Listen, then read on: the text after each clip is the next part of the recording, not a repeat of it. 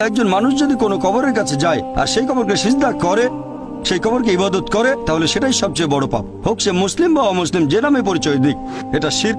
তাদেরকে বদলাতে হবে। আর আমার লেকচারেও আমি তাদের উদ্দেশ্যে বলেছি যে যদি আপনারা কোনো কবরে যান, আমাদের নবী বলেছেন তোমরা কবরের কাছে যেতে পারো, এতে আখিরাতের কথা মনে পড়বে যে একদিন আমিও মারা যাব। তাহলে কবরে গিয়ে সেই মৃত ব্যক্তির জন্য দোয়া করবেন, তার কাছে দোয়া চাইবেন না, তার জন্য দোয়া করতে পারেন আল্লাহ যেন তাকে জান্নাতুল ফেরদৌসে পাঠান, তার সব গুনাহ মাফ করে দেন ইত্যাদি। তবে তার কাছে দোয়া চাইবেন না, দোয়া করবেন শুধুমাত্র আল্লাহ সুবহানাহু ওয়া তাআলার কাছে।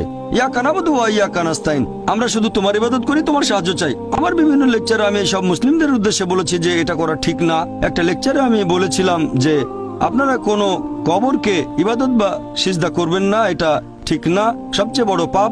আর আলহামদুলিল্লাহ সুম্মা আলহামদুলিল্লাহ, আপনি বোম্বে থেকে এসেছেন, আমিও বোম্বেতে থাকি, এরকম হাজার হাজার তরুণ মাশাআল্লাহ আমার লেকচার শুনে কবরকে ইবাদত করা বাদ দিয়েছে, আলহামদুলিল্লাহ।